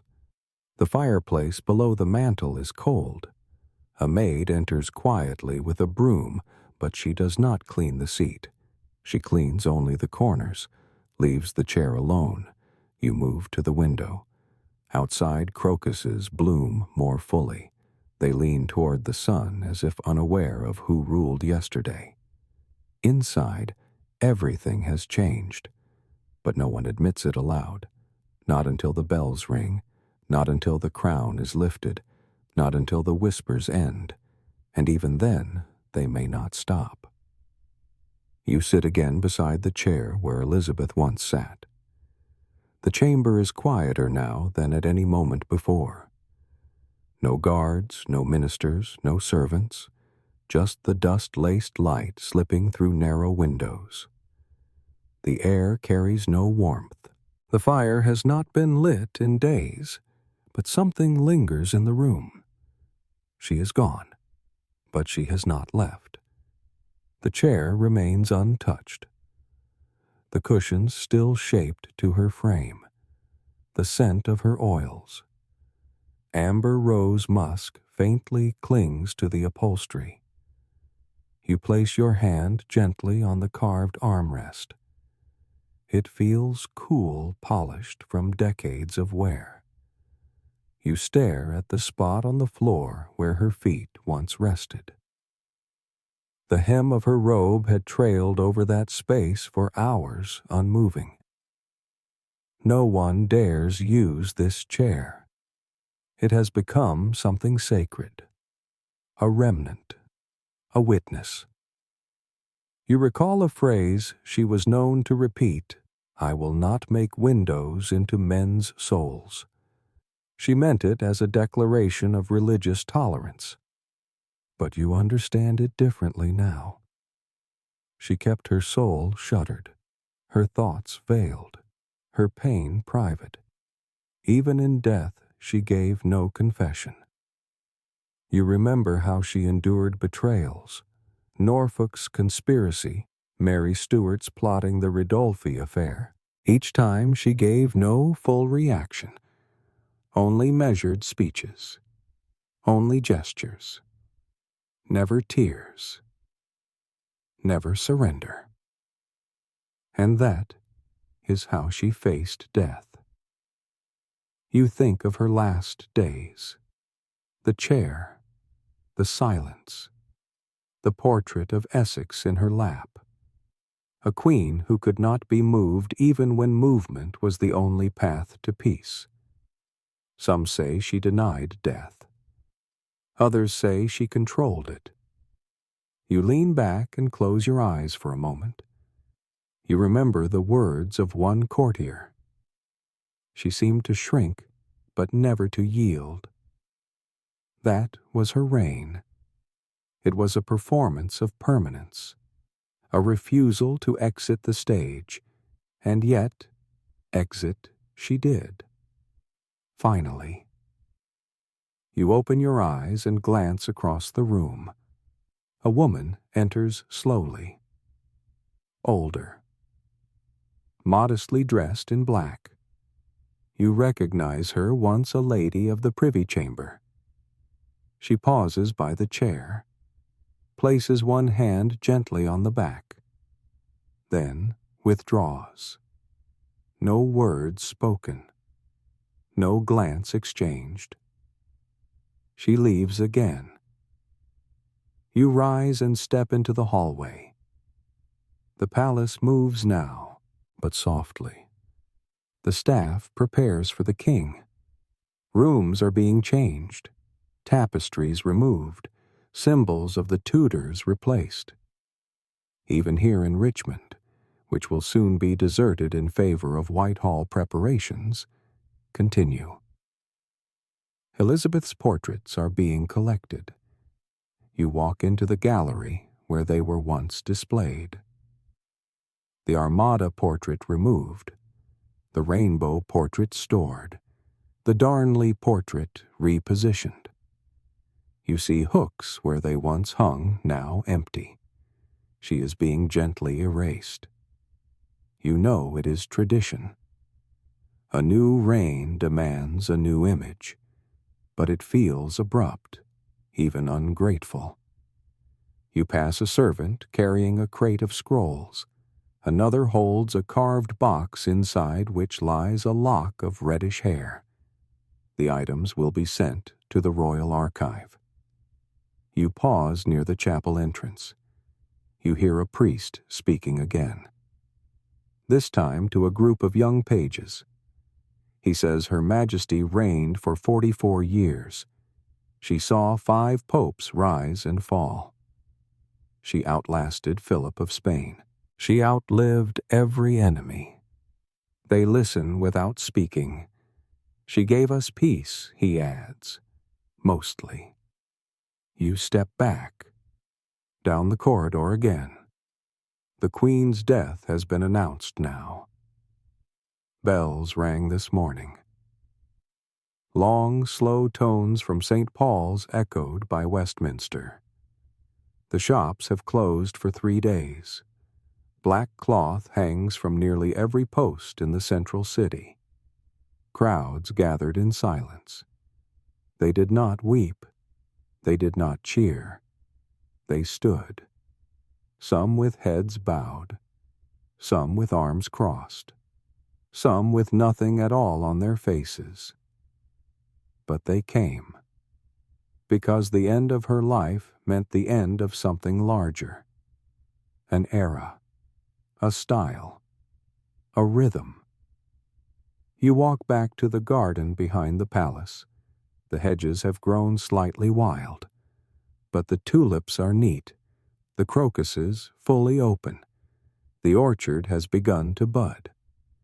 You remember that she once walked here in summer beneath a parasol in silence, followed by a single page and 2 ladies.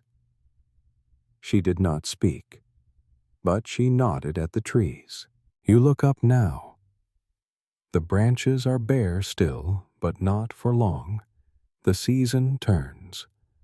The monarch has changed, but her imprint remains. Even in silence, even in stillness, especially there. You leave Richmond behind, the gardens, the chair, the long halls of polished stone. They are finished now. The Queen's body rests at Westminster. The banners are black. The air in the capital is colder again, not from weather, but from caution. The time has come. The succession must proceed. The secret letters that began this process weeks ago, while Elizabeth still breathed, have already done their work. You follow the line they traced across England and Scotland, down old roads and through well-watched stations.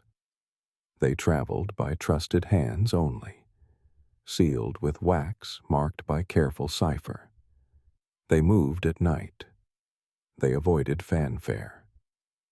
You picture one rider, Robert Carey, traveling north with the first message of Elizabeth's nearing death. His horse pushed past exhaustion, his cloak soaked, his eyes fixed on the road. The letter he carried was unsigned by Elizabeth, yet it carried the weight of her final gesture, a movement of her hand, a dip of her head. And that gesture reached James. You now see him at Holyrood, tall, careful, calm. He reads the letter twice. He does not smile. He does not weep. He nods once and says, "It is time." He speaks to no one in particular. Then he calls his secretary. He will prepare to leave at once. But his journey must look deliberate, not rushed. He waits 2 more days. He gathers his counselors, confirms, border stability issues, commands for his son to remain behind. Then he rides. You move with him south, past Berwick, into English soil. He is greeted not by armies or rebellion, but by silence and relief. Every village he passes hangs cloths of black and gold. The bells ring low and slow. The people bow. Not all cheer, but no one resists. The Tudor line is finished, but peace for now is preserved. You step ahead of him into York. Here banners are hoisted, bread is prepared, a welcoming feast planned but never served. James declines it. He eats privately, then continues his ride. You travel with him through Nottingham, then on to Dunstable. Letters fly ahead of his path, warning towns, instructing sheriffs, commanding respect. Every city complies. No factions rise. You recall the fear that once surrounded this very moment. Some thought civil war would follow Elizabeth's death. Others feared papists would claim the crown. A few whispered of noble plots to crown Lady Arabella Stuart, or some distant claimant with Tudor blood.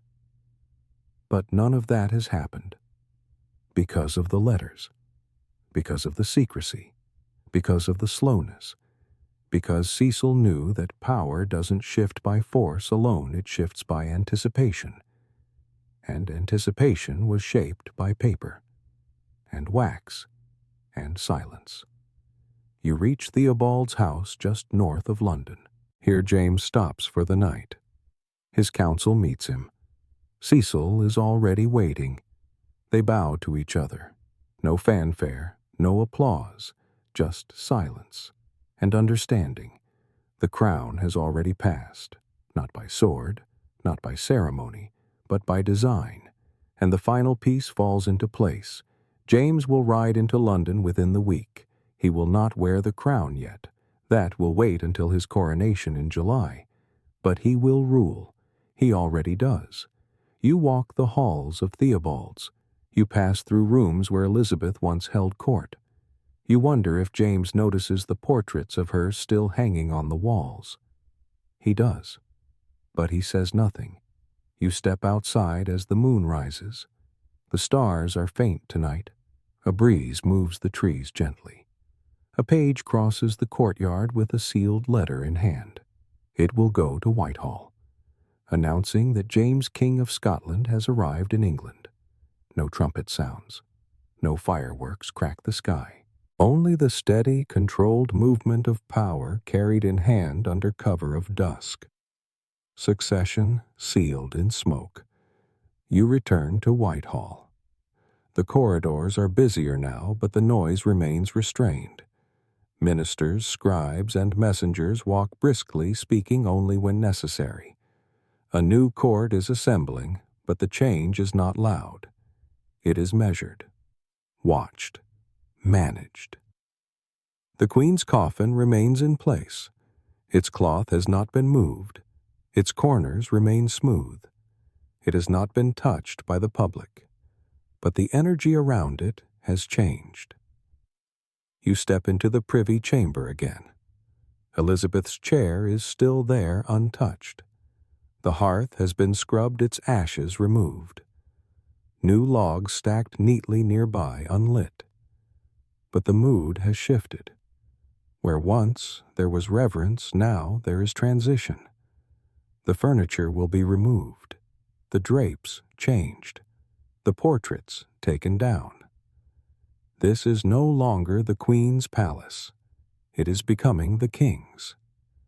But her presence lingers, especially here in this room. You watch a clerk enter with a list, objects to be inventoried, cushions, tapestries, candle holders, ceremonial swords. Beside each item, a notation: to be stored, to be transferred, or to be removed. You see the word chair marked, but no one moves it. No one wants to be the first. You step back into the hallway. You pass under a set of beams where heraldic crests are carved into oak. The Tudor, Rose the Lion, the fleur-de-lis. They remain. But below them, a new coat of arms is being fitted James's crest. Scottish and English symbols joined. A servant on a ladder hammers carefully so as not to chip the paneling. The sound is muffled. Everything in this place is muffled, even the grief. You move toward the chapel. The doors are open. Inside, the candles burn brighter today. The priest reads from the Book of Common Prayer, his voice steady and slow. The pews are filled members of the Queen's former household, silent, gloved in black. You sit quietly at the rear. He speaks of resurrection, of judgment, of the passing of ages. But no name is spoken, no eulogy offered. Not yet. The sermon ends. No music follows. The people rise, then file out. You remain. The Queen's presence is not gone, not entirely. It echoes here, in the hush, in the scent of beeswax and incense, in the worn corners of cushions once knelt on. You leave the chapel and walk toward the long gallery. A pair of servants pass you carrying a mirror. Its surface is veiled in black cloth. The Queen never liked mirrors. She ordered most removed in her final months. But now they return. The King's court will require them. You hear a voice ahead, low, measured. Scottish. James. He has arrived. He speaks with Robert Cecil in a narrow room with dark paneling and a low ceiling. You do not enter, but you hear the tone. Not joy, not sorrow, just instruction. The new monarch gives orders regarding audience wardrobe meals. He asks about the burial. He asks about the people. He asks about the dogs. He does not ask about the queen, not directly. Later he visits the chamber where her body still lies. You are not present, but the rumor spreads. He stood a moment, looked down, said nothing, then turned and left. No one corrects this version. You return once more to the chamber. The guards are still posted, the candles still replaced at intervals. But the silence has lost its gravity. Now it feels like habit, like something that must be done until something else begins. And that beginning will arrive soon.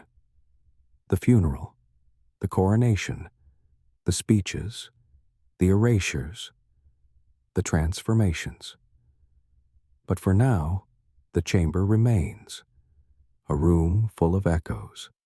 The queen who would not die now lies silent in her coffin. The chair remains empty. The windows still catch the fading sun, and history quietly rearranges itself around her absence. You step into the corridor that leads to the royal library. The torches flicker along the plaster walls, and the windows are smeared with spring pollen. Outside, sparrows chirp, oblivious to the death of a monarch. You pause at a heavy door bound in iron. Behind it, scrolls and records lie in cabinets. This is the archive. And somewhere inside, though carefully omitted from public view, are the notes from Elizabeth's physicians. Sparse, cautious, incomplete. But they exist. You move among the shelves, passing parchment lists of remedies: rosemary for memory, comfrey for pain, vinegar compresses for fever. You find a slim volume bound in calfskin. It contains daily notes from the Queen's final month. You sit on a bench back straight and begin reading. March 3rd. Her Majesty shows signs of fatigue but remains alert. March 12th. Speech thin. Appetite absent. She will not retire to bed. March 17th. Refuses sustenance. Requests silence. Will not be touched. March 20th. Body cold. Eyes open. No sleep. Still seated. March 23rd. Breathing shallow. No verbal reply. Crown at rest. Then the entries stop. There is no page for March 24th. No record of her final breath. No official note from a physician confirming death. You return the book to its place. There was no autopsy, no examination of organs, no incision, no record of fluid, no diagram of failure. She passed without post-mortem, and with that, the true cause of her death became unknowable. You remember the theories. Even then, people speculated. Some said it was pneumonia. Her refusal to lie down would support it. Fluid filling the lungs, breathing made easier when upright. Others claimed poisoning from her own cosmetics absorbed over years through skin and blood and tissue. Others still spoke of melancholy, the same word used to explain fainting spells, stomach pain, withdrawal, and mental decline. One letter from a foreign ambassador speculates cancer based on the Queen's hand gestures and repeated rubbing of her throat. But nothing is certain. Historians still argue whether Elizabeth died from a physical illness, a self-inflicted cosmetic regimen, or sheer mental resignation. The evidence is vague. The witnesses contradict, and no examination was permitted. You walk down to the courtyard. The breeze carries the scent of smoke and roses.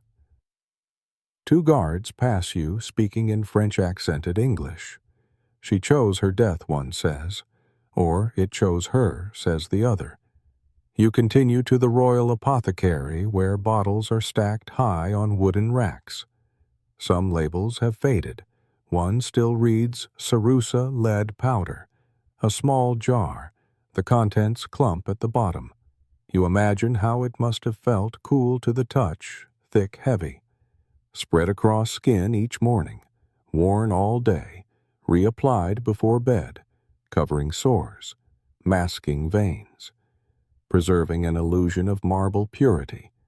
Another bottle reads spirit of vinegar, a mixing agent, another mercury paste. For blemishes. You see now how the cure became the cause. The paint once her power may have poisoned her. You return to the chapel. You kneel on the step just before the altar. The candles are new again. A book lies open, but no reader is present. You sit back and think about the long list of afflictions noted in court gossip.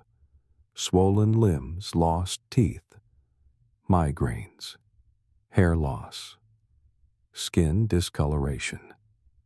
None alone meant death. But together, they tell a story. Not of an assassination, not of divine retribution, but of slow collapse. A body burdened by years of ritual, of stress, of solitude. She ruled longer than any English monarch before her. She did so without spouse, child, or equal. And now her death resists conclusion. A single cause cannot be drawn. You walk once more to the Queen's old bedchamber.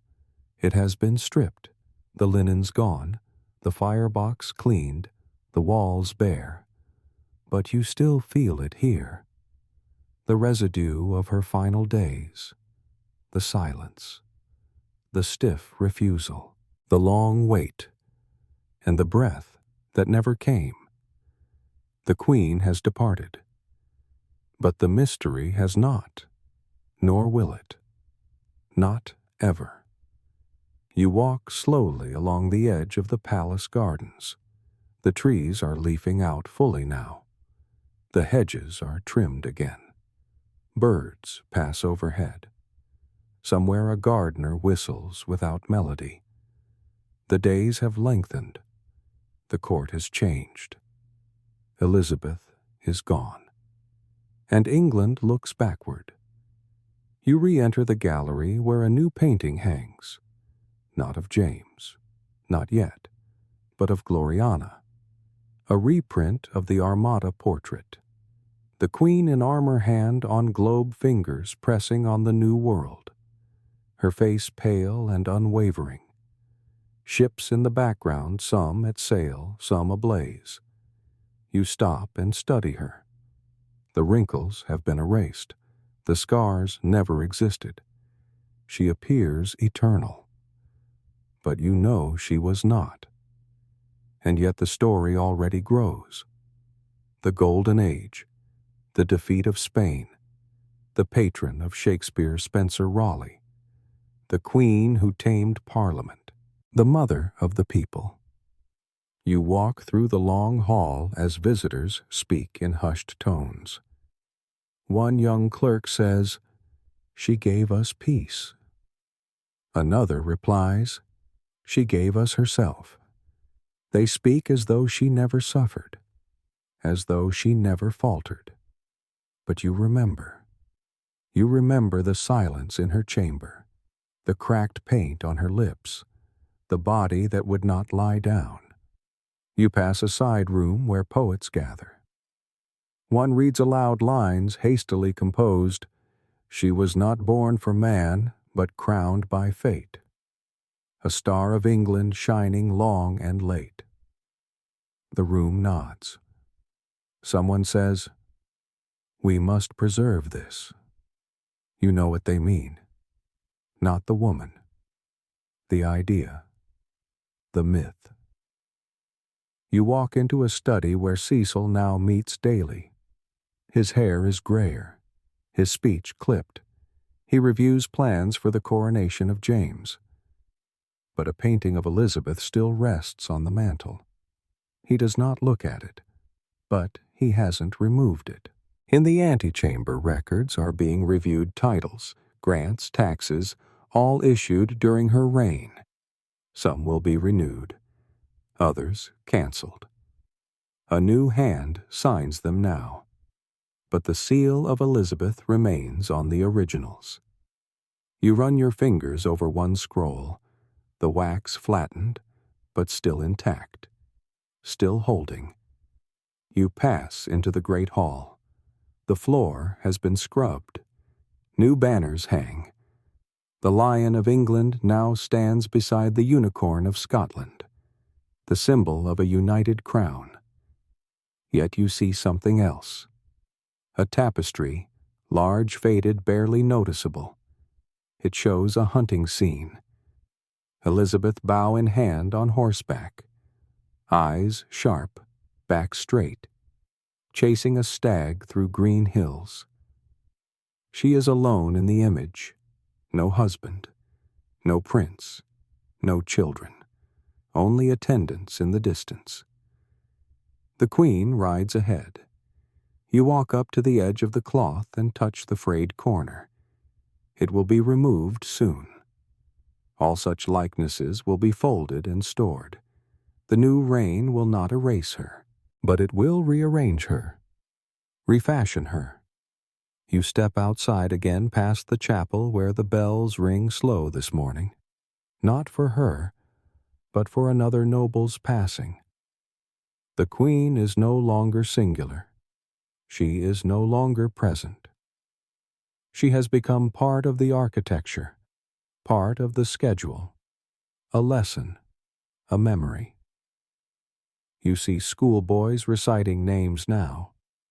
Henry VII, Henry VIII, Edward VI, Mary I, Elizabeth I. They say her name without pause, without hesitation, without fear. You return to the gardens. The crocuses are withered now, replaced by tulips. The wind moves gently through the grass. And the golden age, if it ever existed, fades gently behind. You sit beneath the colonnade at the back of the palace. The stone is cool against your back. The sky overhead is clean and blue. Clouds pass slowly, indifferent. A bee hums near a flower bed and then drifts on. You've come to the end of the garden path, and now you sit in stillness. It's been weeks since the Queen's burial. The funeral finally took place. You remember it clearly. May 28th, 1603. You walk again through the memory. The procession began at Whitehall early in the morning. The Queen's coffin had lain in state for over a month.